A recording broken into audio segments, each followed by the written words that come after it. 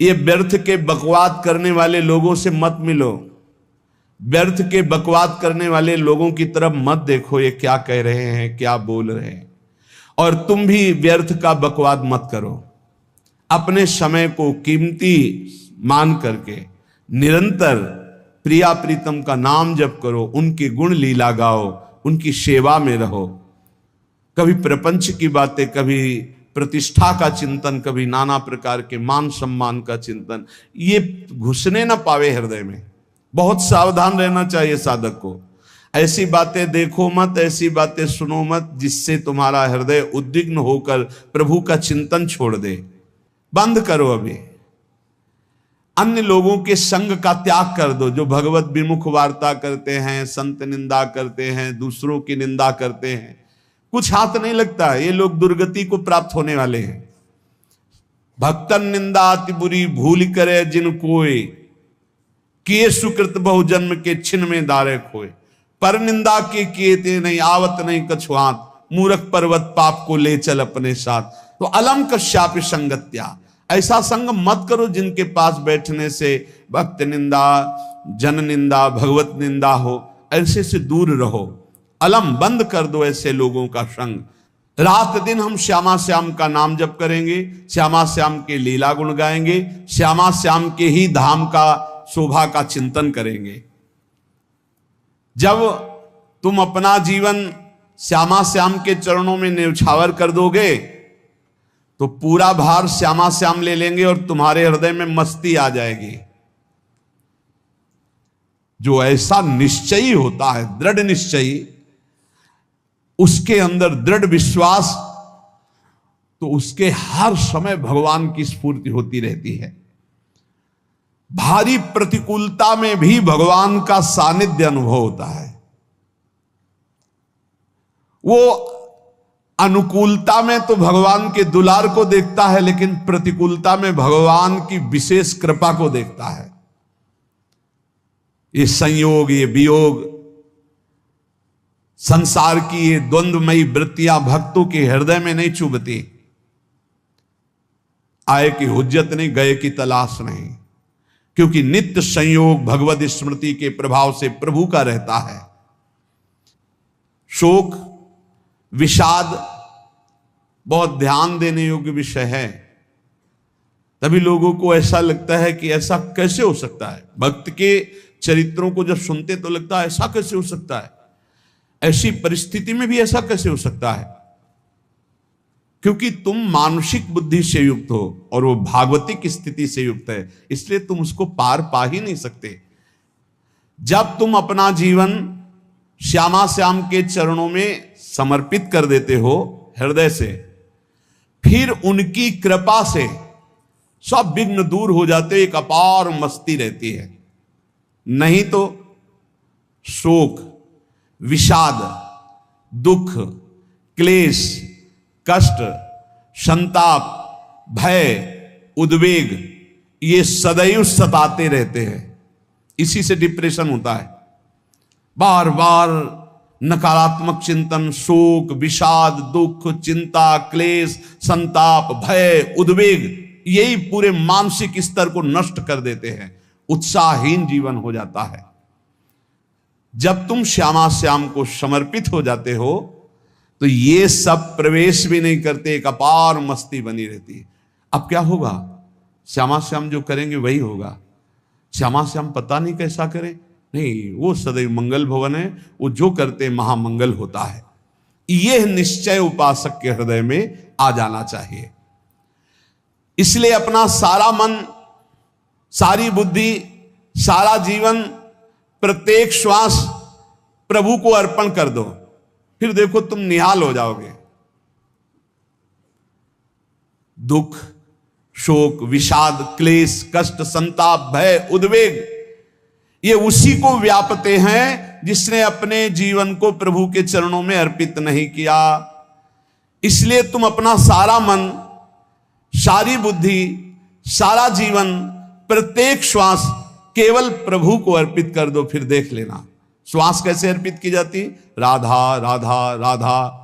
बुद्धि कैसे अर्पित की जाती?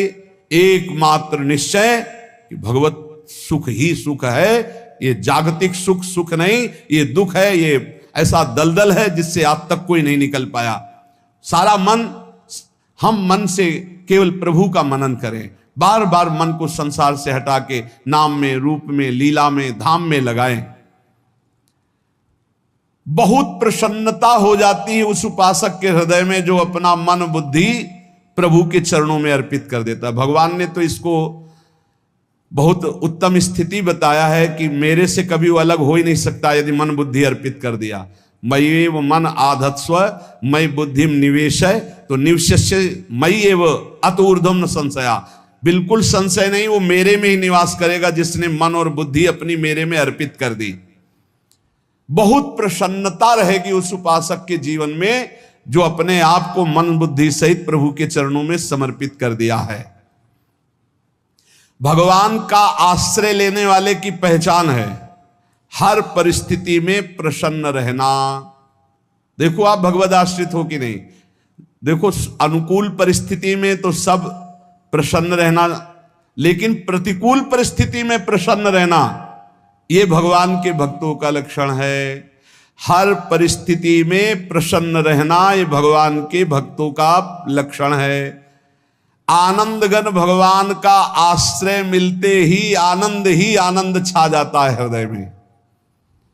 उनके पास आनंद का अभाव होता ही नहीं है। जैसे सूर्य का प्रकाश उदय होते ही सूर्य का प्रकाश संपूर्ण अंधकार को नष्ट कर देता है, ऐसे ही भगवान का संपूर्ण आश्रय लेते ही सब दुख चिंता शोक नष्ट हो जाते, आनंद ही आनंद। तुम भगवान के मंगलमय रूप को नहीं जानते हो, पर उनके मंगलमय भाव को, विधान को मानना शुरू कर दो। जो भी होता है मंगलमय होता है। हमने जीवन में देखा है, अगर इधर कोई बहुत बड़ा सुख दिया तो देर नहीं लगेगी, 24 घंटे नहीं व्यतीत होंगे और ऐसे दुख दे देंगे, जिससे दोनों का समान भाव रख करके ना दुख में तुम भूलो प्रभु को, ना सुख में भूलो, सीधे भगवत मार्ग में चल। पूरे जीवन की बात देखा है।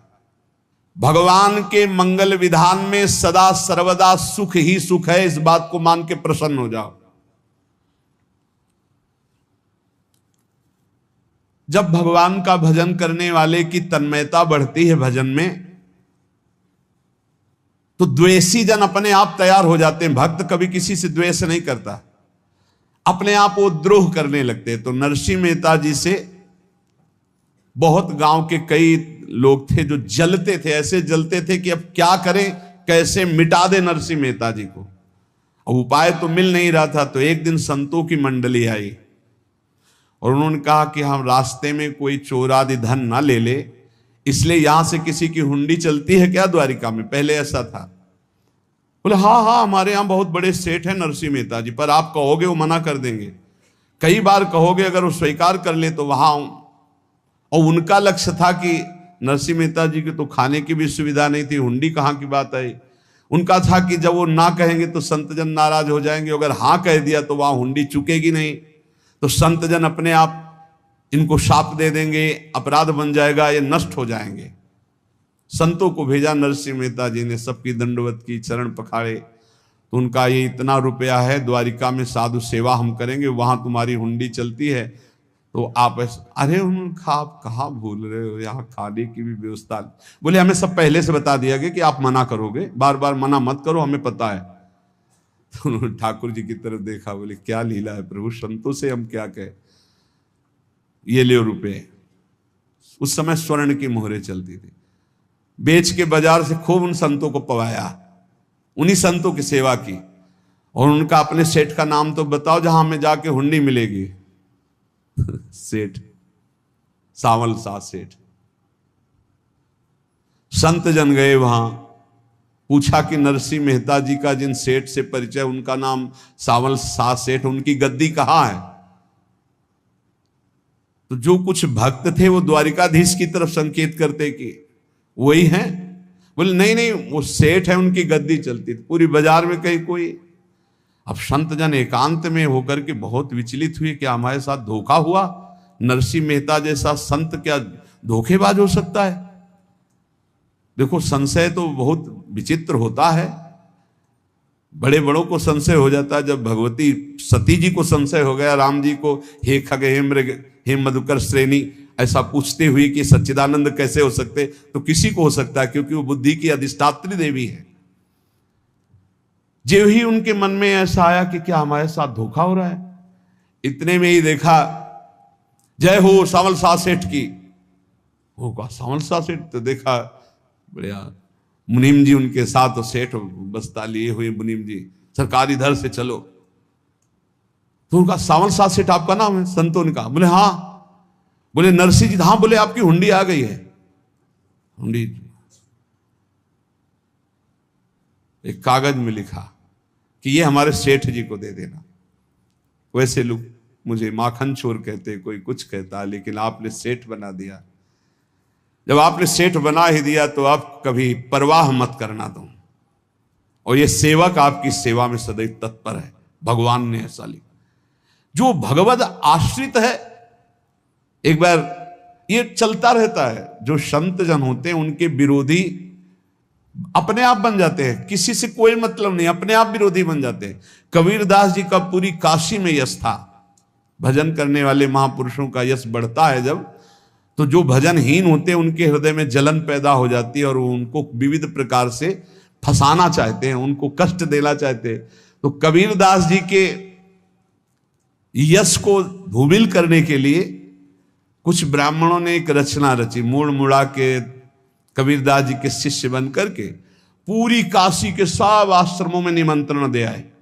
कल भंडारा है, संत सेवा है, सबने स्वीकार किया।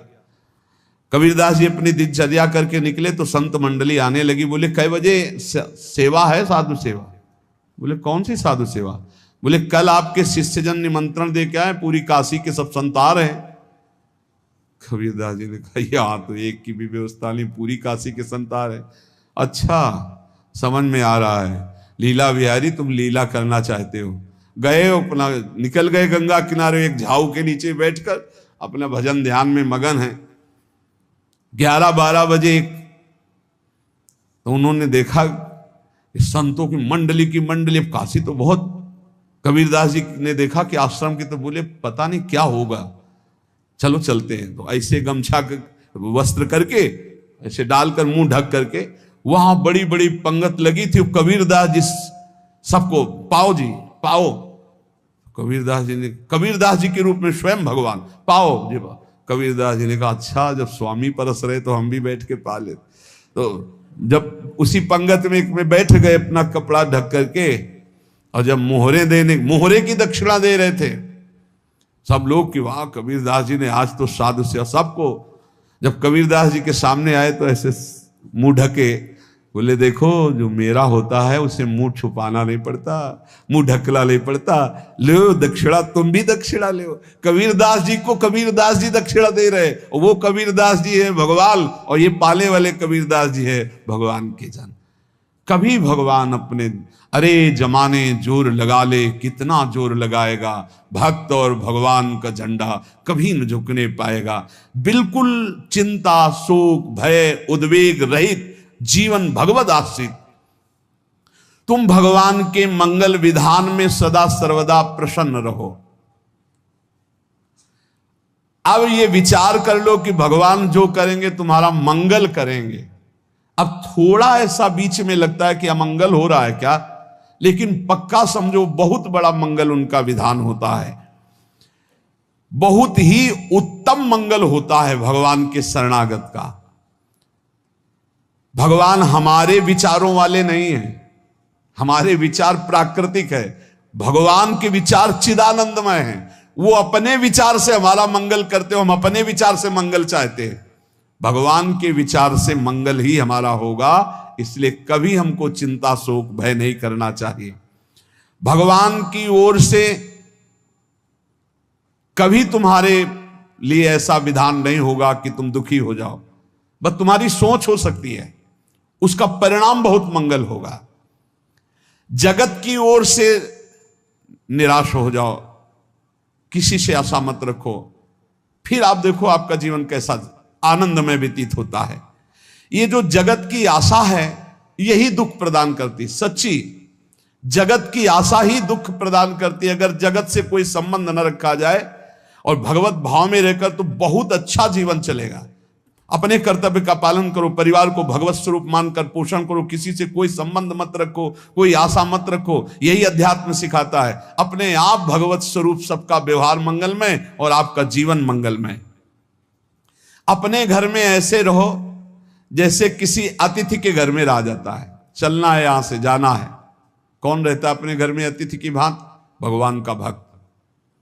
जाना है यहां से, अपनी प्रिया प्रीतम के पास जाना। ये हमारा घर नहीं है, यहां तो हम समय व्यतीत कर रहे हैं, अपनी आयु व्यतीत कर रहे हैं भगवत आराधना करते हुए। हमें जाना है प्रिया प्रीतम के पास। वास्तविक घर भगवान का धाम है हमारा। वास्तविक घर वाले प्रभु हैं हमारे, जो नित्य सच्चिदानंद भगवान के चरणों में अपने चित्त को समर्पित करता रहता है। उसको यह अनुभव होने लगता है कि बड़ी कृपा है हमारे ऊपर भगवान की, बड़ी कृपा है हमारे ऊपर। सर्वसमर्थ परम सुहृद भगवान ऐसे भक्त के ऊपर हर समय वरद हस्त रखे रहते। ये केवल प्रवचन नहीं, सच्ची बात मानिए। ऐसे भगवान का वरद हस्त हर समय रहता है। जब भगवान की छत्र छाया में भक्त अपने को देखता है तो आसपास घोर विपत्तियों का भी समुदाय हो तो भी वो आनंद में मगन रहता है। हर हालत में आनंदित रहना ये भक्त का स्वभाव है। भगवान ऐसे भक्तों को प्यार करते हैं जैसे कछुआ अपने अंडे को बाहर रख आवे और रात दिन उसका चिंतन करे।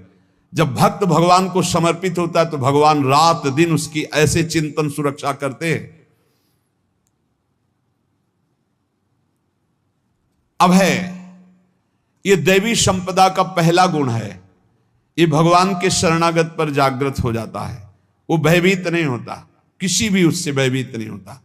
यही डर ही डरप हरिवंश हित, जिनो भ्रमय गुण सलिल पर। इस डर से डरते रहना चाहिए कहीं गुण रूपी पानी में फिसल न जाए, नहीं तो गलती हो सकती है। साधक सावधान रहे। ये अभय दैवी संपदा का सबसे बड़ा गुण है। जो भयहारी भगवान की शरण में आ जाता है तो उसके अंदर ये अभय प्रकट हो जाता है। अगर कहीं तुम्हें एकांत में भय लग रहा है, एक आदमी तो एकांतिक में आए थे, वो कह रहे थे कि हमें हर समय भय लगा रहता कि कोई हमारे पीछे है। अंधेरा तो लगता कोई खड़ा है, मैं जीना मुश्किल हो गया, ऐसा भय। देखो ये मन कैसा है, भगवान से विमुख होने पर कैसे डरवाता है। वो कह रहे हैं हर समय मुझे डर लगा रहता है, कोई सामने खड़ा है, कोई पीछे खड़ा है, ऐसा भय लगने लगता है। और जब भगवान की शरण में आ जाते हैं तो ये अभय स्थिति हृदय में जागृत हो जाती है। कोई भी भय आसपास आ ही नहीं सकता, यहां तक कि नरक का भी भय खत्म हो जाता है जो भगवान की शरण में है। महापापी भी पुण्यात्मा महान भक्तों के समान वो उत्तम गति को प्राप्त हो जाता है जो भगवान की शरण में हो जाता है। पर ये जो भोगों का आश्रय लिए हुए हैं, मनमानी आचरण कर रहे हैं, ये कभी उस अभय को जान ही नहीं सकते कि अभय पद है क्या। इनको तो कदम कदम पर शोक, भय और दुख की प्राप्ति होगी। कोई बचा नहीं सकता जो भोगों में लगे हैं, मनमानी आचरण कर रहे हैं। अगर निर्भय होना चाहते हो, परम सुखी होना चाहते हो तो भगवान के शरणागत हो जाओ। सारे जगत को अभय दान देने वाले भगवान हैं। भगवान का एक प्रण है, ममपन शरणागत भयहारी। जो मेरी शरण में आ गया उसके भय का मैं नाश कर देता हूं। साधना में अवस्था मन की मानी जाती है कि आप कितने अच्छे साधक हैं। यदि आपका मन भगवदाकार है, हर समय भगवत चिंतन चल रहा है, आपके स्वप्न भागवतिक आ रहे हैं, आपके विचार भागवतिक हैं, तो आपकी अच्छी साधना हो रही है। और यदि आपके स्वप्न गंदे आ रहे हैं, क्योंकि स्वप्न में मन का ही सारा खेल होता है, और आपकी चिंतन वृत्ति वासनात्मक चल रही, तो अभी साधना का प्रभाव मन पे नहीं पड़ा है। जिसका मन हर समय भगवत चिंतन करता रहता है वो जीते जी जीवन मुक्त हो जाता अनुभव होता है। जैसे किसी ने कहा कि हमें कैसे पता चलेगा कि हमारा काम हो गया है, तो जैसे आप भोजन पा लेते हैं तो किसी दूसरे से गारंटी थोड़ी लेनी होती कि हम छक गए हैं क्या, आप जरा बताना हम छक गए हैं क्या। नहीं, अपने हृदय में आ जाता है कि अब मैं तृप्त हो गया।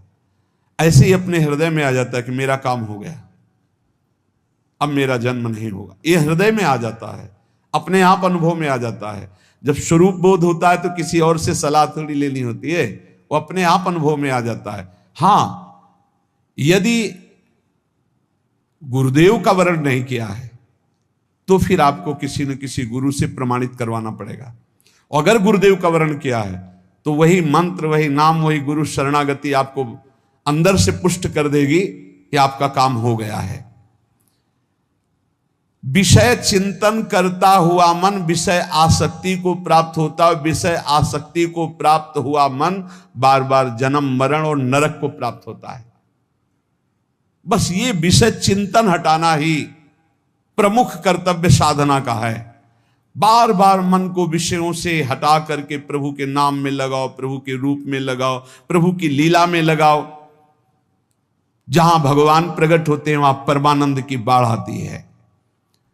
पर ये ध्यान रखें, गुलाब का फूल कांटों में खिलता है, उसकी सुगंध लेनी, फूल लेना है तो कांटों से बचाकर। ऐसे ही जब आप भगवत चिंतन के लिए चलेंगे तो आपका चिंतन चुराने के लिए माया विविध नाटक करेगी, कांटे फैलाएगी। कोई तुम्हारी निंदा करेगा, कोई अपमान करेगा, कोई उपहास करेगा, तुम्हारी अव्यवस्था हो सकती है, तुम्हारी परिस्थिति बहुत भयावह हो सकती है। इन परिस्थितियों में भी भगवत चिंतन का तार ना टूटने पावे तो आगे गुलाब का फूल है। जैसे कांटे से बचाकर गुलाब का फूल लेते हैं और भगवत अर्पित करके सौरभ का सुख लेते हैं, ऐसे ही भगवान के प्रेमानंद का अनुभव करने के लिए संसार के कांटों से बचना होगा। और खिलेगा यही फूल संसार में ही, मनुष्य देह में, और योनियों में नहीं। भगवत प्राप्ति स्वर्ग में नहीं होगी, इसी मृत्यु लोक में होगी।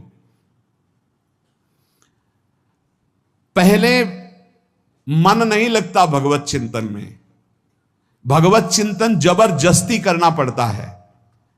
भगवत चिंतन जे ही प्रारंभ करोगे ते ही बहुत बाढ़ आ जाएगी पाप चिंतन की। ध्यान दीजिए, बहुत लोग प्रश्न करते रहते हैं कि हम जब भजन में बैठते हैं तो बहुत गंदी बातें आती, मन बड़ा चंचल होता है, भाग जाता है। ऐसा प्रारंभ में जब कोई भगवत चिंतन प्रारंभ करता है तो उसका मन विषयों में भागता है, गंदी बातों में भागता है। अब लोग कहते पहले तो हमारा चिंतन बढ़िया होता था, अब चिंतन नहीं होता। तो कोई सिद्ध पुरुष थोड़ी हो गए, तुम्हें जबरदस्ती चिंतन करना होगा। जगत के प्राणी में जहां मन जाए तो इसमें भी भगवान, पदार्थ में मन जाए तो उसमें भी भगवान, जहां जहां मन जाए वहां वहां भगवान देखो, या मन को हटाकर नाम मंत्र में लगाओ। ऐसे भगवत स्मृति जागृत की जाती, बार बार प्रयास करना होता है। कई लोग ये प्रश्न करते हैं कि हमसे बड़े पाप हो गए तो क्या हमें भगवान की प्राप्ति हो जाएगी? तो यहां कह रहे हैं भगवान किसी के पूर्व जीवन को नहीं देखते हैं, वर्तमान के भजन को देखते हैं। पकड़ो इस बात को।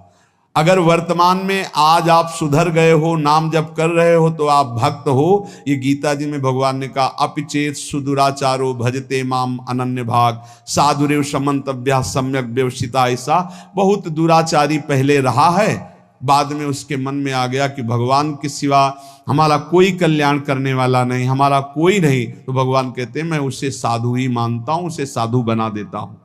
भगवान किसी के पूर्व जीवन को नहीं देखते। बहुत बढ़िया बात है।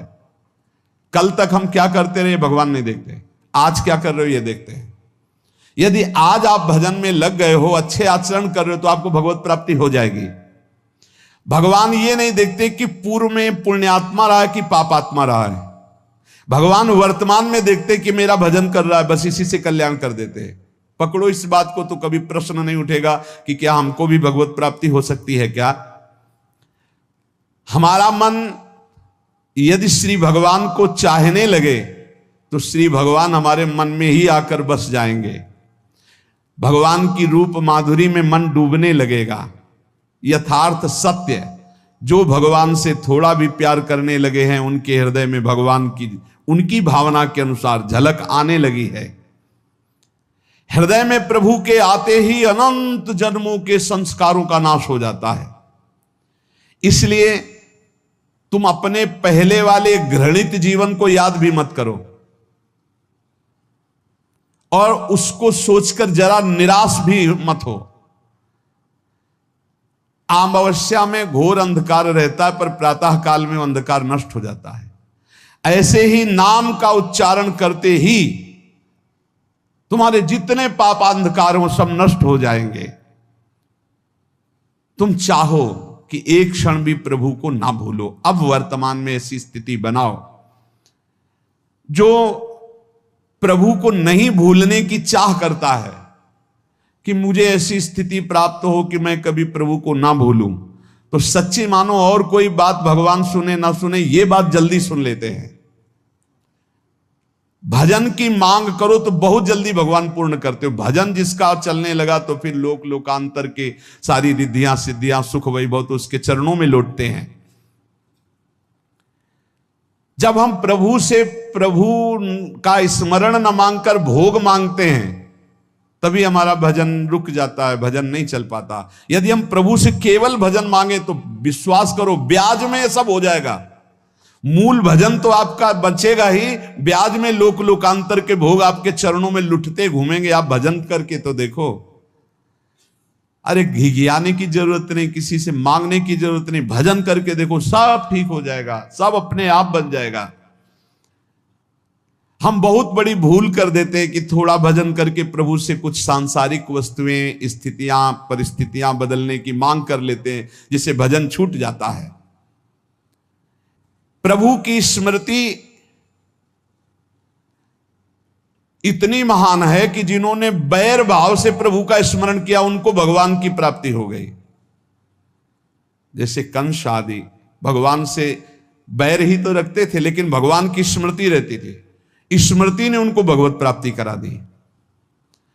स्मृति में महान सुख है, पर वो जब भक्ति रस से युक्त स्मृति होती तब माधुर्य रस, प्रेम रस का अनुभव होता है। कल्याण तो वैर भाव से स्मरण करने वालों को भी प्राप्त हो गया। यदि आप भक्त हो और ये चाहते हो कि आपकी भागवती की स्थिति बहुत जोर की हो, तो हम आपसे प्रार्थना करते हैं कि रोज प्रभु से एक ही बात मांगिए, मुझे अखंड स्मृति दीजिए। अर्जुन जी को पूरी गीता जी सुनने के बाद यही मिला, नष्टो मोहा स्मृति लब्ध्वा। स्मृति,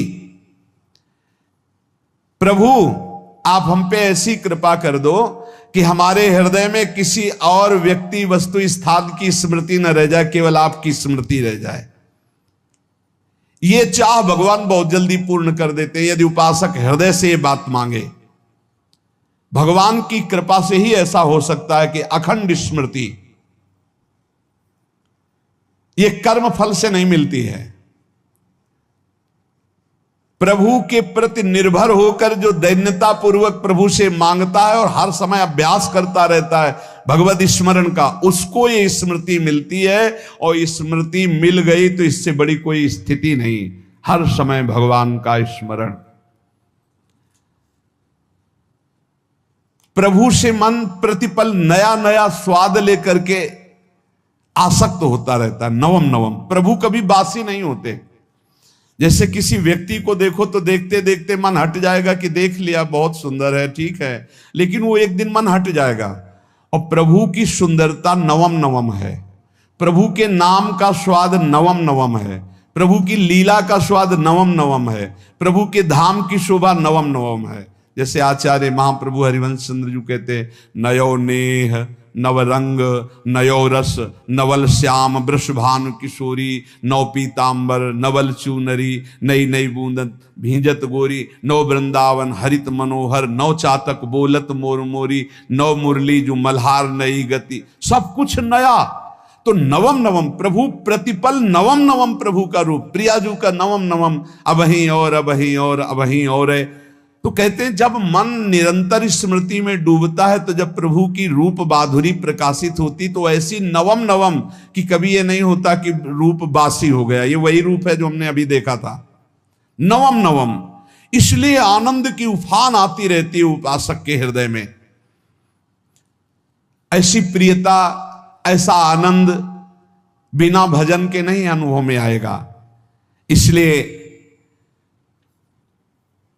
तुम विश्वास करो, तुम्हें बहुत सुंदर सुख मिलने वाला है, आगे अपार सुख मिलने वाला है। ये थोड़ा दुख का समय काट लो, जब तक जीवन है ये दुख सुख की लहर आती रहेगी, आप इसको सह जाओ।